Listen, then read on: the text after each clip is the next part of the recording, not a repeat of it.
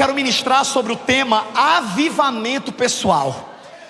Como viver um avivamento pessoal? Porque, gente, sabe uma coisa que o Espírito Santo tem falado muito ao meu coração? Não de hoje, mas já há muito tempo eu tenho vivido isso. Mas essa semana especificamente o Espírito Santo trouxe de uma forma ainda mais consciente para a minha mente. É que muitas vezes a gente paga o preço clamando pela salvação da nossa família, clamando pela transformação de pessoas. A gente olha para as pessoas da nossa família e fala: o fulano precisa muito de Deus. E mal a gente percebe que nem a gente se converteu direito.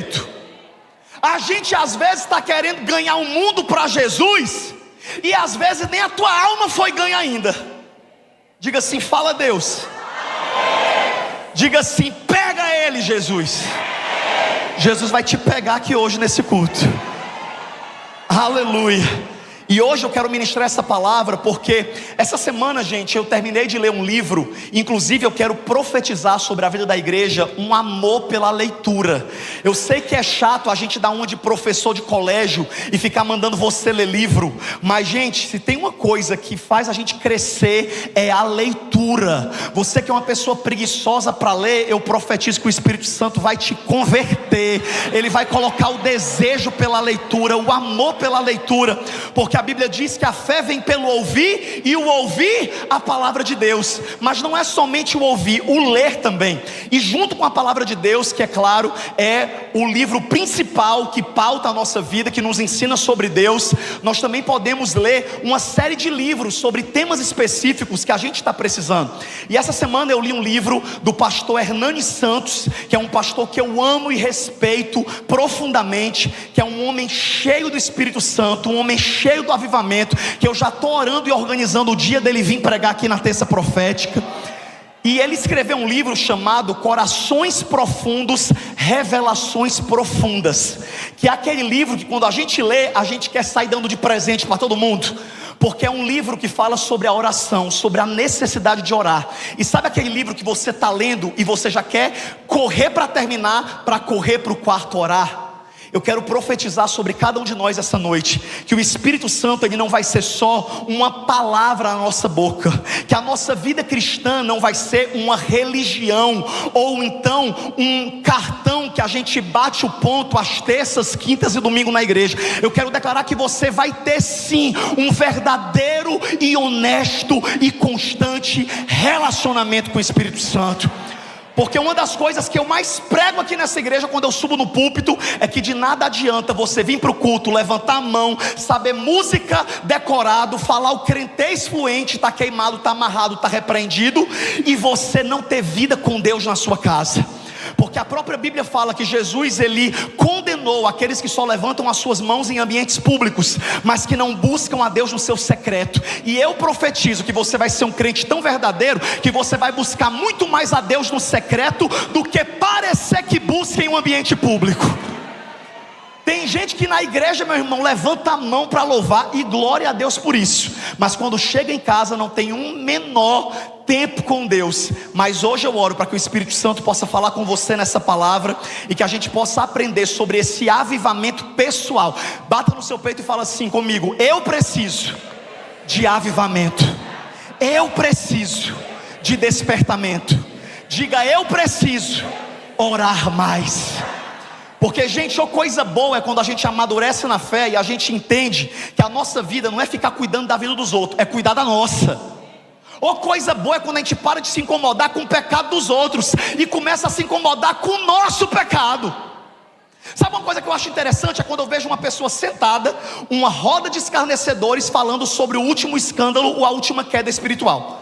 Eu olho e eu vejo quanto nós cristãos, quando a gente vê alguém num pecado pior do que o nosso, a gente se torna um juiz rápido e fala: eu sempre soube, nunca prestou. É assim ou não é? Eu sabia. E a gente olha e a gente às vezes é mais severo do que o próprio Satanás. E é por isso que hoje o Espírito Santo te trouxe aqui nesse lugar para te dizer que maturidade cristã não é você se achar digno de julgar o pecado dos outros. Maturidade cristã é você entender que quando alguém perguntar quem é a pessoa mais pecadora que você conhece, você dizer que a pessoa mais pecadora que você conhece é você. Samuel, eu não sou a pessoa mais pecadora que eu conheço. Então você precisa se conhecer melhor.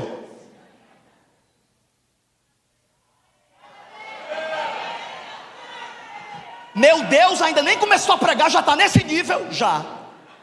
Eu estou apressado que eu vou pegar um voo. E deixa eu dizer uma coisa para você. Eu não estou aqui pregando de cima de um pedestal como se eu fosse mais crente que vocês. Eu sou o primeiro a receber, porque o ouvido mais perto da minha boca é o meu. Então eu sou o primeiro que recebi tudo isso que o Senhor me mandou pregar. Ontem a minha esposa viu eu até 4 horas da manhã na sala, sendo lapiado pelo Espírito Santo. O Espírito Santo me pegou e hoje vai pegar vocês. Sabe por quê? Porque eu profetizo. Sabe quando é que a tua família vai ser salva? Não é quando você ficar gritando com eles, tentando converter eles à força, não. É quando eles olharem para a sua vida e eles realmente verem um testemunho de transformação que vai tornar irresistível eles se converterem. Eu amo uma frase que diz que Jesus é irresistível desde que ele seja bem apresentado. Agora sabe o que é triste? É uma pessoa querer pregar Jesus devendo todo mundo. É o caloteiro querer pregar para a pessoa que está devendo. Como é que a pessoa vai acreditar na tua pregação? Meu Deus, que culto é esse, Senhor? Eu ainda tenho 30 minutos, estou só começando. Mas entenda que uma frase que eu tenho repetido nos últimos 2 cultos é que a coisa mais perigosa que existe é você ser consolado quando você precisa ser confrontado. E esse culto da terça profética não é um culto de oba-oba. Não é um culto para ficar vendendo milagre. Não é um culto para ficar conquistando as pessoas para lotar a igreja oferecendo milagre. É um culto que desde o dia que o Espírito Santo mandou a gente começar e que o pastor André Fernandes me deu essa missão, eu falei: esse culto é diferente, porque esse culto nós vamos ser intencionais em dizer que você pode clamar por qualquer situação que você estiver passando, mas o foco principal, mais do que os presentes ou as bênçãos de Deus, é a presença de Deus na sua vida. Louvado seja o nome do Senhor. E para que a gente possa aprender um pouco mais sobre esse avivamento pessoal, eu quero que você abra comigo a sua Bíblia no livro do profeta Isaías, capítulo de número 6. Livro do profeta Isaías, capítulo de número 6. Nós vamos ler dos versículos 1 a 8. E hoje é aquele dia que eu sabia que um dia ia chegar, o dia que o telão não estava funcionando, para você ter consciência que você precisa comprar uma Bíblia para você, para você ter consciência que você precisa pelo menos baixar uma Bíblia no seu celular, porque a gente hoje em dia está tão relaxado espiritualmente que ninguém anda mais nem com Bíblia. Então vamos amar mais a palavra. Hoje eu vim com o espírito mesmo da Assembleia de Deus aqui com tudo. Estou brincando, eu sou um lagoinha bleano, enfim. Você que trouxe a Bíblia vai poder ler. Você que não trouxe, você vai só ouvir, porque infelizmente a gente está com esse desafio no telão. Mas eu glorifico a Deus que com telão ou sem telão a presença de Deus vem, com fumaça ou sem fumaça. O que não pode falhar é o microfone, né, Jesus? Por favor, abençoa o som, mas o resto está ótimo. Olha o que aqui diz a palavra no livro do profeta Isaías, capítulo de número 6, versículo de 1 a 8. E eu quero ser bem prático, porque eu não vou nem entrar muito no contexto histórico, mas eu quero apenas pegar algumas chaves do chamado de Deus na vida de Isaías, para que a gente possa trazer para a nossa vida o entendimento de como viver um avivamento pessoal. Diz assim a palavra, Isaías narrando a sua visão e a sua experiência com Deus, ele disse: no ano em que morreu o rei Uzias, eu vi o Senhor assentado num alto e sublime trono, e a aba da sua veste enchia o templo. Acima dele estavam serafins, cada um tinha 6 asas, com 2 cobriam o rosto, com 2 cobriam os pés, e com 2 voavam, e proclamavam uns aos outros: Santo, Santo, Santo é o Senhor dos exércitos, e toda a terra está cheia da sua glória. Ao som das suas vozes, o batente das portas tremeram, e o templo ficou cheio de fumaça. Então gritei eu: ai de mim, estou perdido, pois sou um homem de lábios impuros, vivo no meio de um povo de impuros lábios, e os meus olhos viram o Rei, o Senhor dos exércitos. Então um dos serafins voou até mim, trazendo uma brasa viva que havia tirado do altar com um tenaz. Com ela tocou em minha boca e disse: veja, isto tocou nos seus lábios, e por isso a sua culpa foi removida e o seu pecado perdoado. Então ouvi a voz do Senhor dizendo: a quem enviarei? Quem há de ir por nós? E eu respondi: eis-me aqui, envia-me a mim. Eu acredito que a grande maioria de vocês já conhece essa palavra, já ouviu sobre essa visão poderosa que a Bíblia fala que o profeta Isaías viveu.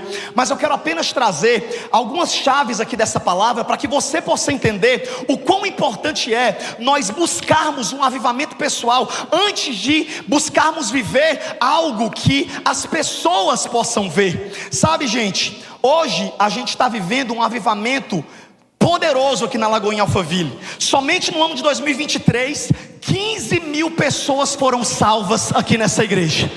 Somente em 2023, mais de 5 mil pessoas foram batizadas. Os cultos vocês têm visto como é.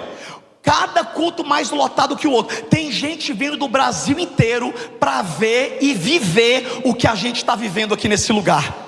De fato, nós somos privilegiados. Quem se sente privilegiado por estar dentro desse mover? Porém, algo que o pastor André Fernandes, ele sempre pontua, e isso impacta muito a minha vida, é sobre nós entendermos o perigo que é a gente estar no meio desse avivamento e perder a oportunidade, perder a visitação da presença de Deus. Voltando ao que eu estava dizendo para vocês, a palavra de Deus, ela nos ensina que para que a gente possa ser usado por Deus, para que a gente possa viver milagres que todas as pessoas vão ver, nós precisamos primeiro investir tempo no secreto. Sabe algo que eu preciso ser muito claro com você hoje?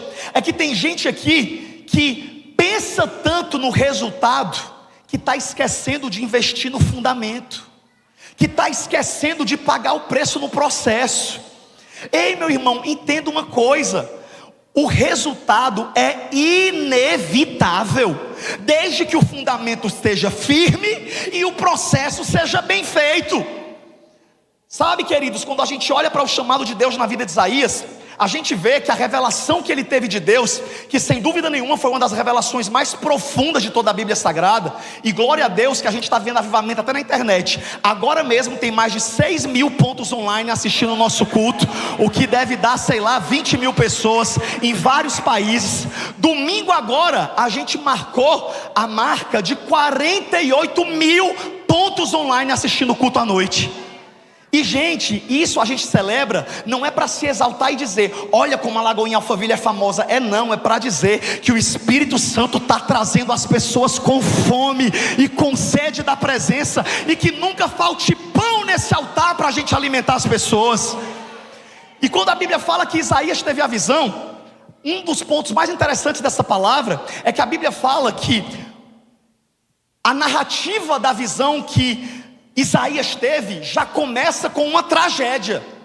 Ele começa datando e pontuando a sua visão com o seguinte comunicado: e no ano em que morreu o rei Uzias, os meus olhos viram o Senhor. E talvez você olhe como eu olhei a primeira vez essa palavra e falei: meu Deus, tanta coisa mais bonita para colocar no começo, né? E no ano que eu estava feliz eu vi o Senhor, e no ano que eu estava orando eu vi o Senhor. Não, mas ele fala: no ano em que morreu o rei Uzias, eu vi o Senhor. Então algo que eu quero pontuar de maneira rápida, mas eu não quero deixar de salientar, é que muitos de nós precisamos entender que às vezes é nos momentos de maior dor que nós vamos viver as maiores revelações de Deus. Hoje eu estava fazendo uma live, eu não sei se alguém aqui assistiu pela manhã, mas na live eu pude compartilhar com as pessoas que eu e você temos que entender que deserto não é lugar do crente morrer. Deserto é lugar do crente ter um encontro com Deus. Faça as pazes com o seu deserto. Em vez de você ficar murmurando e falando assim: Deus me jogou aqui, me abandonou, a minha luta não passa. Para de se revoltar e ficar perguntando por quê, e começa a dizer: Senhor, o que é que o Senhor está querendo me ensinar nesse processo? A palavra de Deus fala que para Josué começar o ministério dele de forma ativa como líder, a Bíblia fala que Moisés precisou morrer. A Bíblia fala que para Isaías começar a ver Deus, Uzias precisou morrer. Jesus, para ressuscitar em glória, e para poder hoje estar sentado à direita do Pai, Ele também precisou morrer. Primeira coisa que Deus está falando para você aqui essa noite: o que é que você está precisando matar na sua vida para você voltar a ter visão e relacionamento com Deus? O que é que está precisando morrer? Olha para a pessoa do seu lado e pergunta para ela: o que é que está precisando morrer na sua vida? Aí tem gente que se faz de desentendido. Deus me está repreendido em nome de Jesus. Mas deixa eu te dizer, a primeira coisa que tem que morrer é o seu ego, é o seu orgulho, é o seu tempo perdido nas redes sociais. A primeira coisa que tem que morrer é esse relacionamento que está te arrancando da presença de Deus. Ah não, pastor Samuel, Deus colocou essa pessoa na minha vida porque eu vou transformar a vida dela, então eu vou pagar o preço por ela. Se for casado, tudo bem, porque casado, depois que casa, vocês conhecem a minha famosa frase: casou com a bruxa, senta na vassoura e voa. Não tem mais o que fazer. A gente sabe que casamento é para a vida toda. Quem é casado aqui, diga: Jesus me ajuda.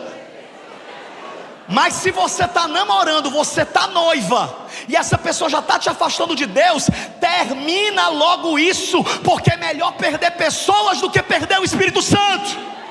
É melhor perder momentos de prazer carnal do que perder a sua eternidade com Cristo. Tem coisa na sua vida que Deus me trouxe aqui hoje para te dizer: tem coisa na sua vida que precisa morrer. Ah não, mas eu vou administrar. Se tem uma coisa que é sem futuro, é você tentar administrar o pecado.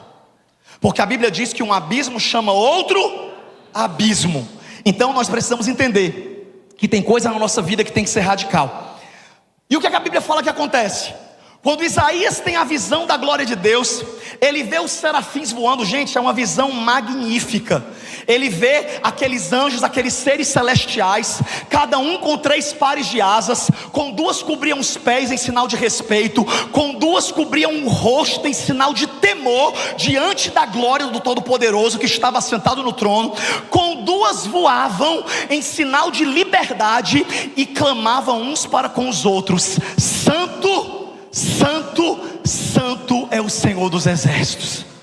Queridos, quando a Bíblia fala que Isaías tem uma visão da glória de Deus, a gente pensa o quê? Que quando a gente vê a glória de Deus, a primeira coisa que a gente vai fazer é cair no chão adorando, né? É querer correr para cima de Deus. Mas deixa eu te dizer uma coisa que Isaías viveu e que eu e você precisamos viver quando a gente realmente tem um verdadeiro encontro com Deus. Sabe qual é a primeira coisa que acontece quando a gente tem uma visão real de quem Deus é e da presença dele na nossa vida? A primeira coisa que acontece, a primeira coisa que é gerado é o constrangimento pelo nosso pecado.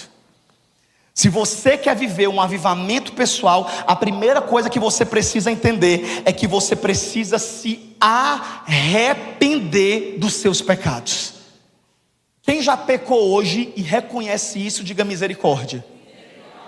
Quem não pecou ainda hoje, diga graças a Deus.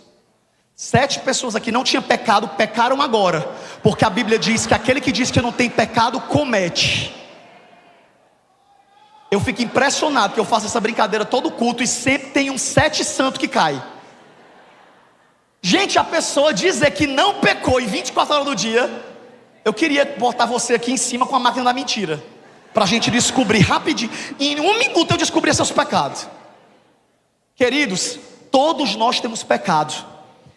E é por isso que eu e você precisamos entender que salvos não são os que nunca pecaram. Na verdade, tem uma frase que eu amo que diz que o inferno não é para pessoas que nunca pecaram. O inferno é para pessoas que nunca se arrependeram. E é por isso que eu e você precisamos entender que um avivamento pessoal vai trazer para mim e para a sua vida consciência do nosso pecado e a necessidade que nós precisamos ter de buscar a presença de Deus. Eu acho legal que a santidade de Deus, ela continua até hoje. Tem gente que às vezes trata Deus como um brother e acha que pode servir a Deus fazendo tudo aquilo que quer.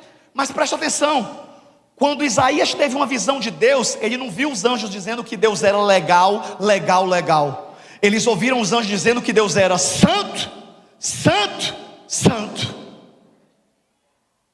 Você que está achando que Deus é só legal e que Ele está achando o máximo os seus pecados, você precisa ter uma visão real da glória de Deus na sua vida. Porque se tem um sintoma que prova que você de fato foi salvo e alcançado, é que você não tem mais paz com o seu pecado. Você erra, e quando você erra, você perde a sua paz. Vem logo uma tristeza. Se você peca, apronta, mente, trai, tem vício, faz e acontece, e você não sente nada, eu preciso te dizer uma coisa: você pode estar frequentando a Lagoinha há 1 ano, mas você ainda não teve uma visão de Jesus. Você ainda não teve uma revelação de Deus. Samuel, isso é impossível. É nada, é completamente possível. Ou você acha que é difícil uma pessoa adorar a Deus num culto como esse? Irmão, eu quando prego para jovens, eu sempre costumo brincar dizendo que o difícil, quem precisa emagrecer? Diga: Jesus me ajuda.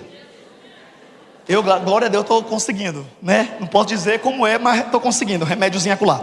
Mas, rapidamente, quando eu fazia dieta, eu sempre brincava, e eu tinha esse entendimento, que a minha maior luta, nunca foi comer arroz com frango e batata doce. Porque eu gosto de arroz e frango. Quem gosta de frango aqui, diga amém. Eu gosto de arroz e batata doce. Então o problema para mim não é comer a comida certa. O problema para eu emagrecer é eu parar de comer a comida errada. É eu parar de comer doce. É tanto que quando eu ia para o supermercado, eu enchia o carrinho de coisa fitness. E aí quando eu estava passando pela estante dos doces, o inimigo falava: leva só 2. Tu não vai nem comer não, só leva, porque vai que tu tem uma necessidade. Aí eu ia lá e ouvia. Aí eu pegava, colocava os doces, os chocolates. Nessa época eu ainda morava com a minha mãe, há uns anos atrás. E eu colocava na gaveta lá de baixo. E eu falava: eu vou colocar aqui, mas eu não vou comer. É assim ou não é que a gente diz? Vai ficar aqui, mas não tem perigo eu comer. Aí o que acontece? Quando dava 3 horas da manhã, eu ouvi o sussurro maligno dizendo: tem chocolate aí na gaveta. Porque é isso que o Satanás faz. O Satanás não quer que você se afaste do pecado 100%. Ele quer que você ache que você consegue administrá-lo. Porque enquanto você acha que você consegue administrá-lo, você está exposto à queda todos os dias. E no momento da sua menor fraqueza, você vai tropeçar e vai cair todas as vezes. É por isso que eu quero declarar sobre a sua vida hoje, que o que você vai viver não é uma obediência parcial ou limitada. Você vai viver uma obediência radical, uma conversão genuína e uma experiência profunda com a presença de Deus. Porque não existe avivamento sem arrependimento. Não existe avivamento sem lágrimas nos olhos, rosto no pó. E você realmente chegar e reconhecer que você precisa de Jesus.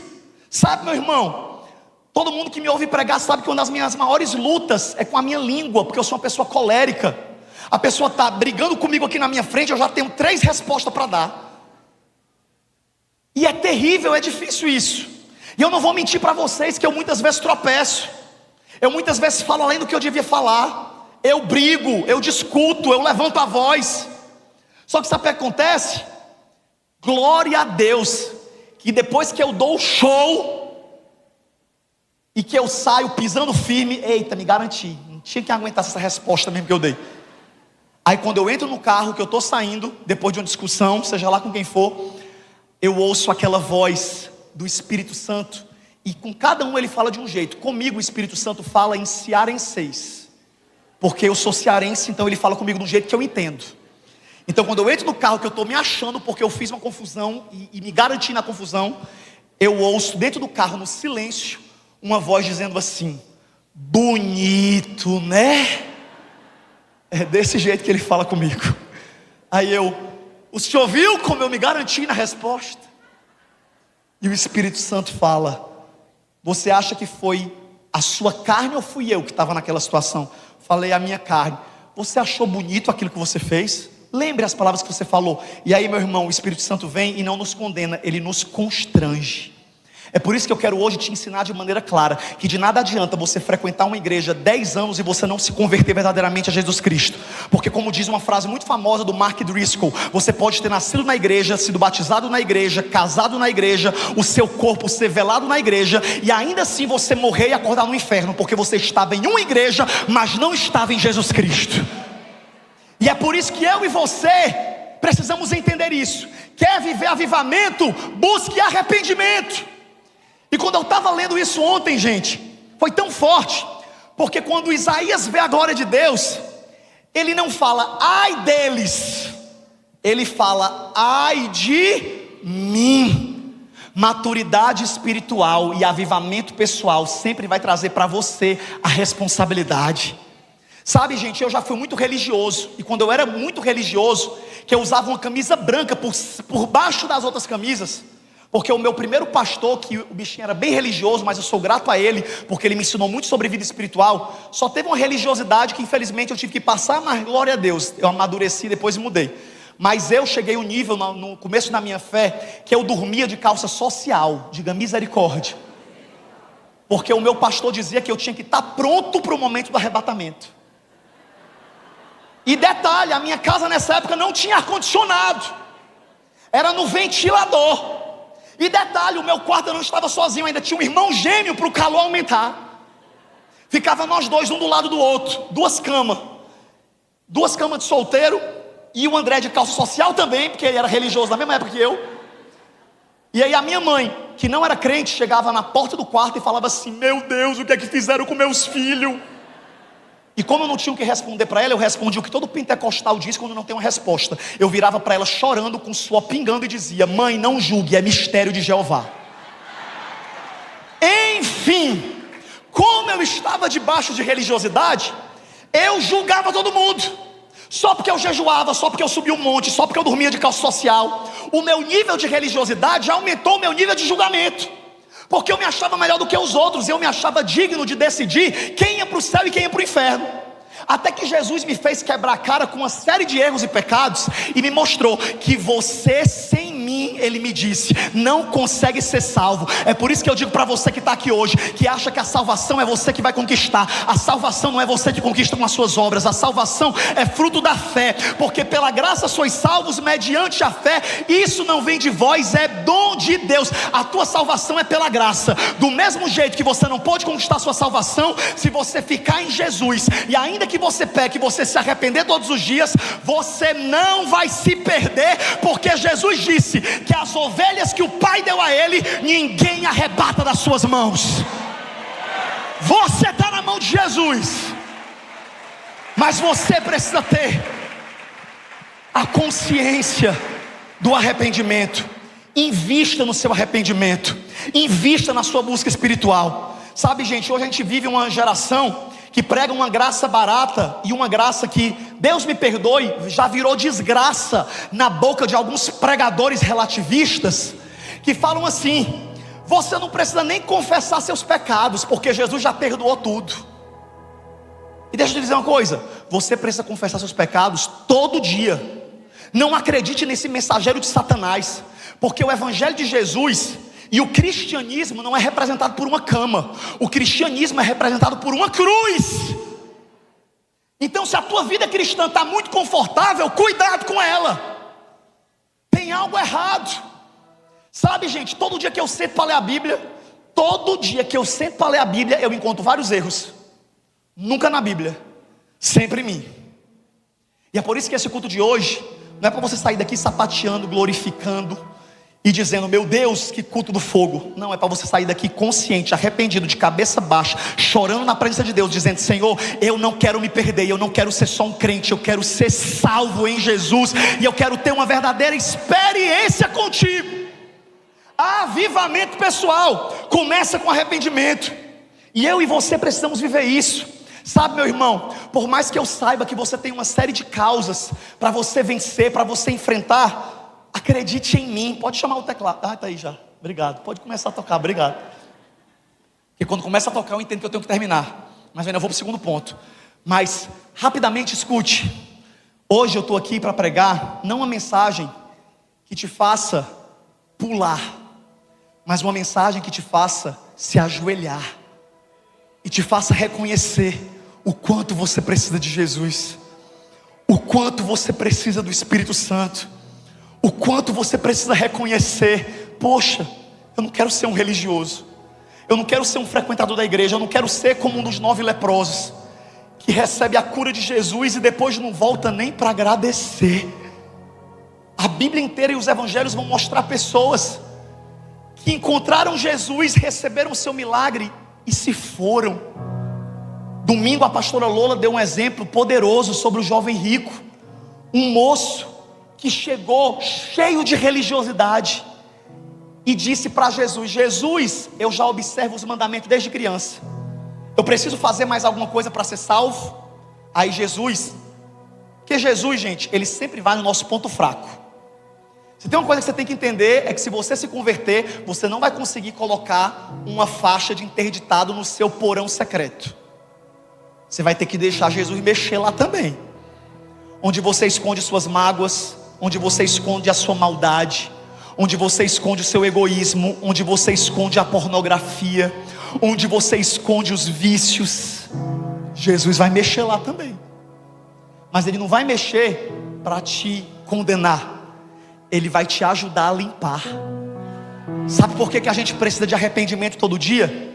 Eu amo uma frase do pastor Márcio Valadão, que ele diz que santo não é o que nunca peca, mas é o que toda noite antes de dormir toma um banho no sangue do Cordeiro. E aí é onde entra a importância do segundo ponto para você viver um avivamento pessoal: o quarto de oração, o secreto com Deus. Sabe, queridos, depois que Isaías viu a glória de Deus, e a glória de Deus impactou ele, a santidade de Deus impactou ele, aquela fala dele foi não só uma confissão de pecado, mas foi uma oração. Gente, a Bíblia fala que lá no começo da Bíblia, em Êxodo, Moisés pediu para ver a face de Deus, e Deus falou: Moisés, eu não vou te mostrar a minha face, porque ninguém pode ver a minha face e viver. Se alguém vê minha face, morre. E aí, livros mais na frente, Isaías fala que ele vê o trono, e ele vê a glória, e é por isso que automaticamente ele clama, e ele grita: ai de mim que estou morrendo. Ele já se despediu da vida, e a Bíblia fala que ele até confessou aonde é que estava concentrado o pecado dele. Ele falou: ai de mim que vou perecendo, porque sou um homem de impuros lábios, e moro no meio de um povo de lábios impuros, e os meus olhos viram o Senhor. Isso é a oração que ele faz. E sabe o que a Bíblia fala que acontece? Um serafim ouve a oração que ele faz, e na mesma hora pega um tenaz com uma brasa, e não toca no pé, não toca na mão e não toca na cabeça, toca nos lábios de Isaías, e disse: a partir de agora os teus pecados são perdoados, e a tua iniquidade foi removida, porque você orou, você pediu e você reconheceu. Sabe, gente, me perdoe, mas hoje o Espírito Santo me pediu para eu ser bem intenso e direto em dizer para você que está aqui, que se você não ora todos os dias, se você não tem uma vida de oração, eu não estou aqui para colocar você na parede e dizer: você é obrigado a orar tanto tempo, mas você tem que orar, porque a oração é o seu relacionamento com Deus. E deixa eu te explicar de uma maneira bem clara o que é oração. Oração não é ligar para um 90 na hora que o incêndio acontece, não. Porque tem gente que confunde a sua oração com balcão de reclamação. Tem gente que já se ajoelha e fala: Senhor, tu viu aí como meu dia foi uma porcaria? Meu Deus, tu estava onde, hein, que tu não me ajudou? Calma, oração não é isso não. Quando você for orar, primeiro a Bíblia fala: entra no teu quarto, tranca a porta.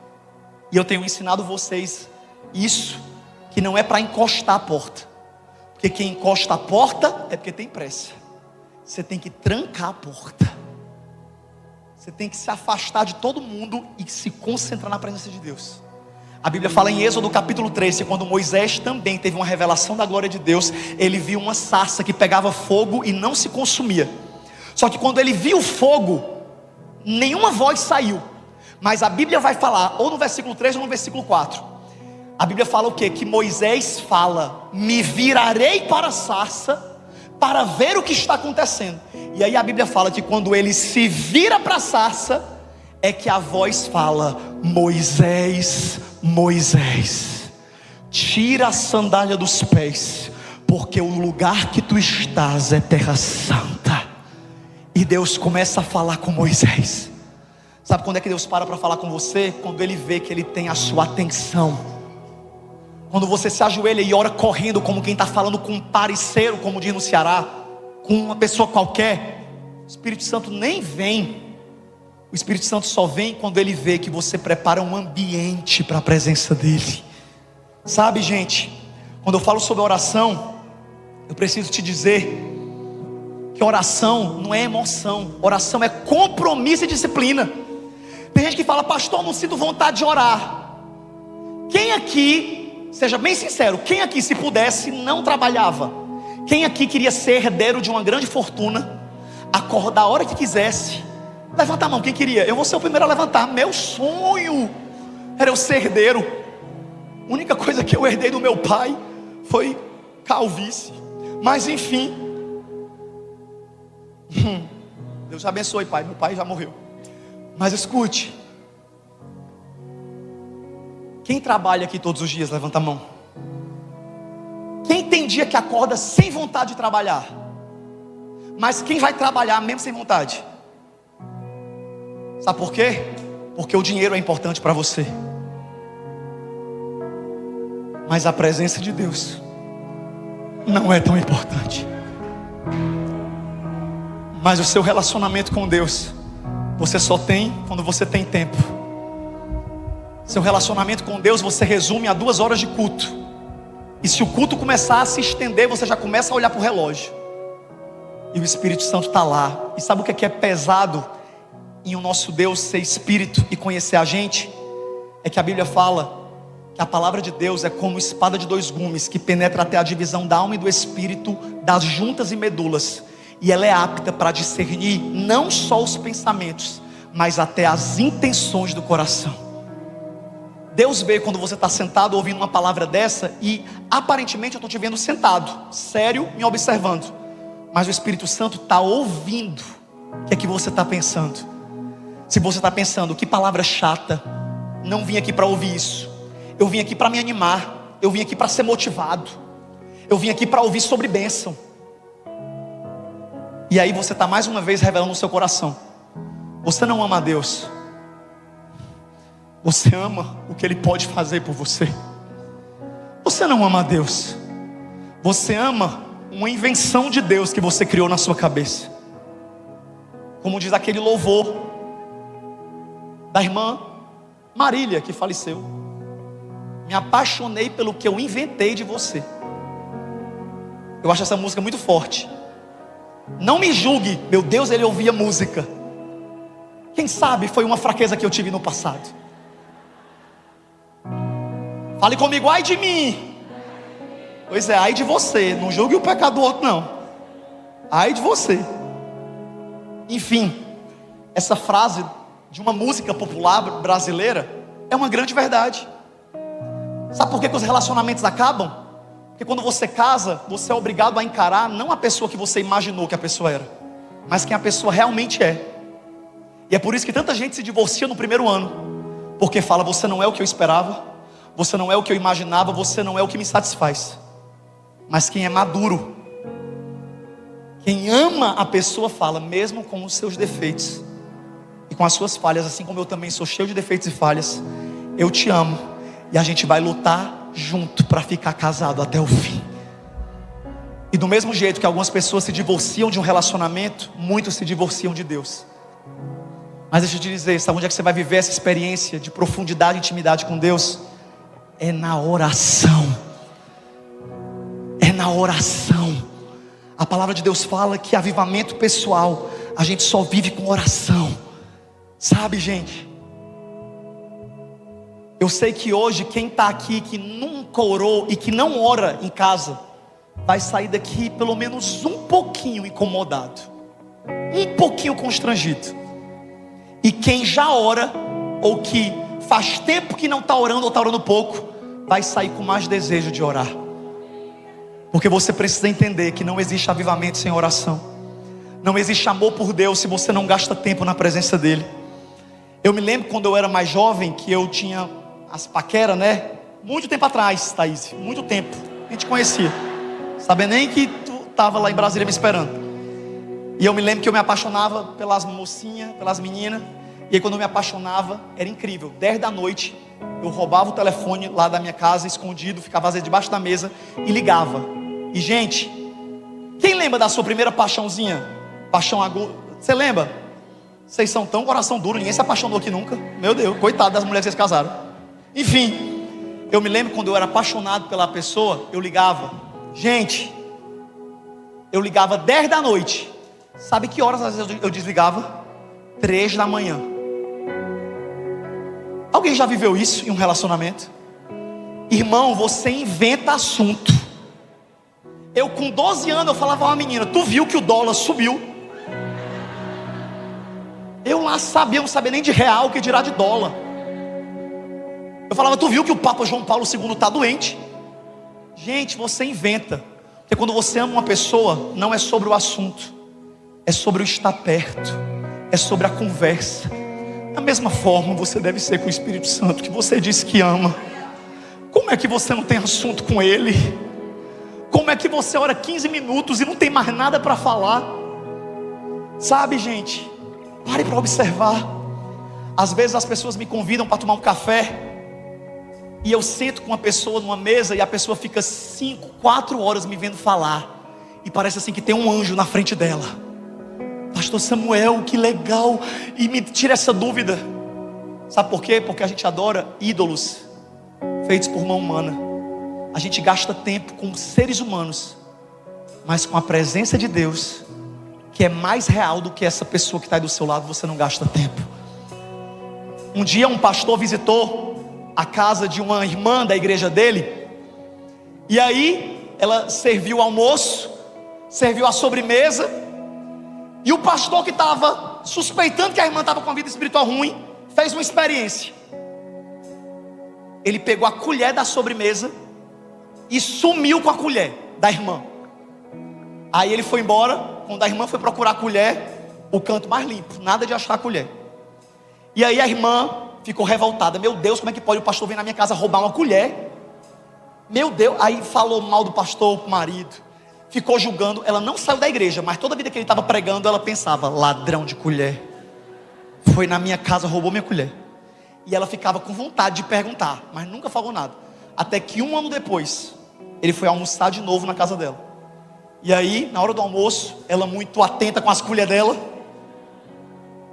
eles começaram a brincar e se divertir na mesa. Aí ela sentiu vontade de soltar: pastor, sabia que o senhor, da última vez que veio aqui, sumiu uma colher minha?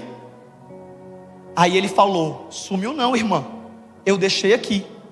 Aí ela: claro que não, eu revirei a casa toda. Aí ele falou: talvez você esqueceu só em um lugar.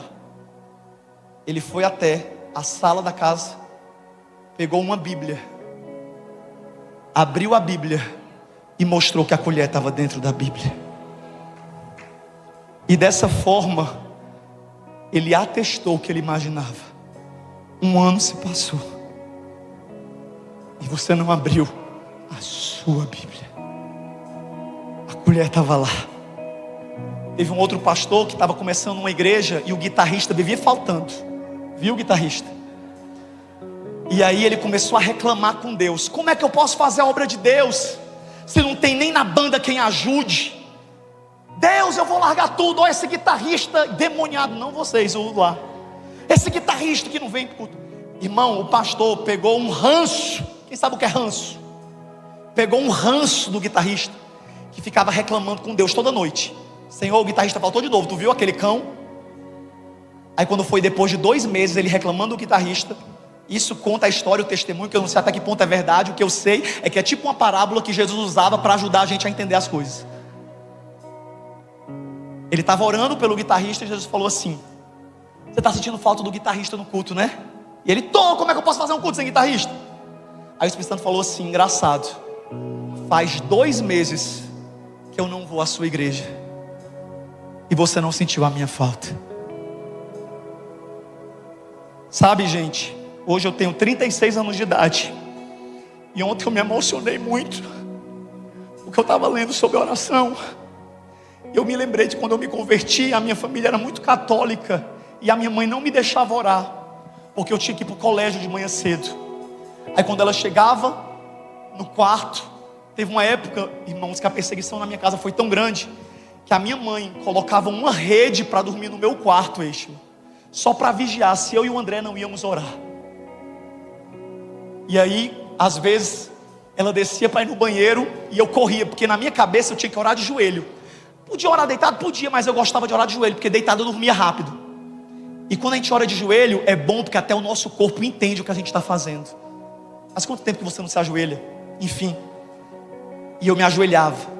E não foi uma nem duas vezes que eu estava tão concentrado na oração que eu não percebi quando a minha mãe chegou.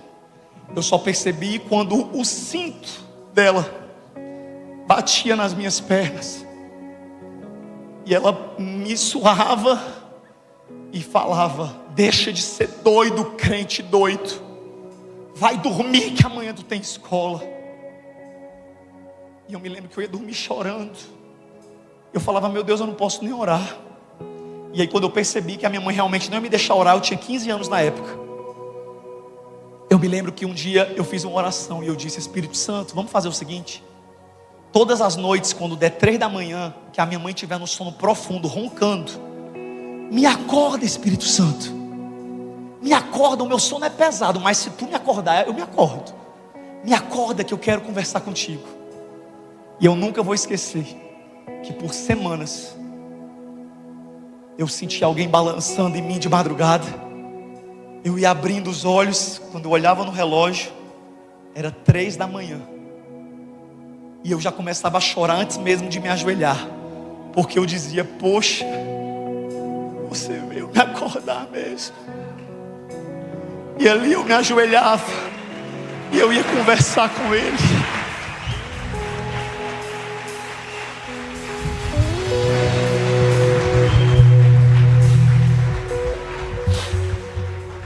E eu quero encerrar esse culto dizendo para você que está aqui hoje, que você tem liberdade para orar todos os dias, que você tem um quarto. Se você não tem um quarto, você tem um banheiro para buscar a presença de Deus. A minha oração por vocês hoje, e eu sei que quando eu morrer, eu quero chegar diante de Deus dizendo: Senhor, eu falei tudo que tu me mandou falar, seja em Fortaleza, seja em Alphaville, seja onde for. Sabe, gente, hoje eu estou aqui pregando para essa igreja cheia. Eu já preguei em um estádio com 30 mil pessoas. Eu já preguei no Rio Grande do Norte para 50 mil pessoas. Sabe a Estela que está cantando aqui, que eu estava cantando com você? Espírito Santo, ore por mim. Adorar o que sei, adorar o que sou. Eu tocava essa mulher no meu programa de rádio todo dia. Lá em Fortaleza, ninguém sabia nem quem eu era direito. E eu ficava tocando: agora Estela cantando, esse é o Deus que eu amo. Solta, DJ. Aí o homem levantava o som. E eu olhava para a Estela nos eventos e eu falava: meu Deus, que mulher de Deus. Um dia eu vou dar um abraço nela, tirar uma foto com ela. E hoje ela está cantando, louvando a Deus, num culto que pela graça de Deus eu estou pregando.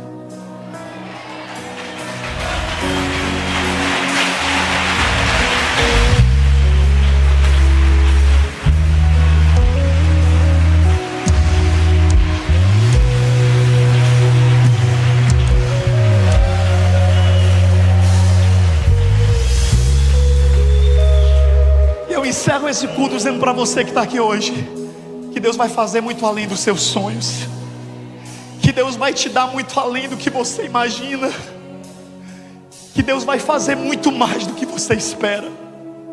Hoje, o que eu vivo é muito mais do que eu sonhei, do que aquele menino com 15 anos no quarto da mãe, orando de madrugada, sonhava.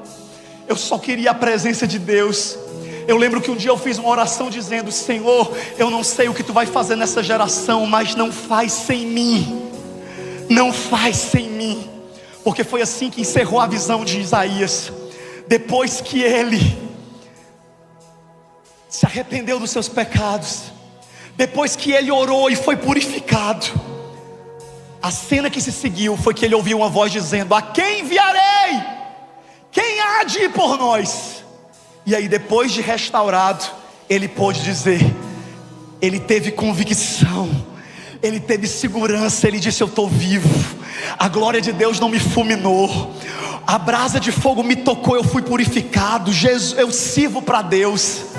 E a Bíblia fala que quando ele ouve Deus clamando por alguém que pudesse pregar, ele levanta e diz: eis-me aqui, envia-me a mim. Mas antes do eis-me aqui, tem o ai de mim. Siga o processo, busque uma vida de oração, clame mais a Deus e saia desse culto inspirado a amar a Deus não pelo que Ele te dá ou pelo que Ele te prometeu, mas por quem Ele é. Sabe por quê, gente? Porque o caminho mais curto para você viver os seus milagres e vitórias é você simplesmente amar a presença. A Bíblia não fala: e quem subir o monte e ficar lá 40 dias eu darei o seu casamento. A Bíblia não fala: e quem jejuar 40 dias eu salvarei a sua família. A Bíblia não fala: e quem pagar um grande preço eu farei isso. Não, sabe o que a Bíblia fala em Salmos? Faz do Senhor a tua maior alegria, e todos os teus desejos serão realizados. Em vez de gastar tempo com seus desejos, gaste tempo se alegrando no Senhor, adorando o Senhor, buscando ao Senhor.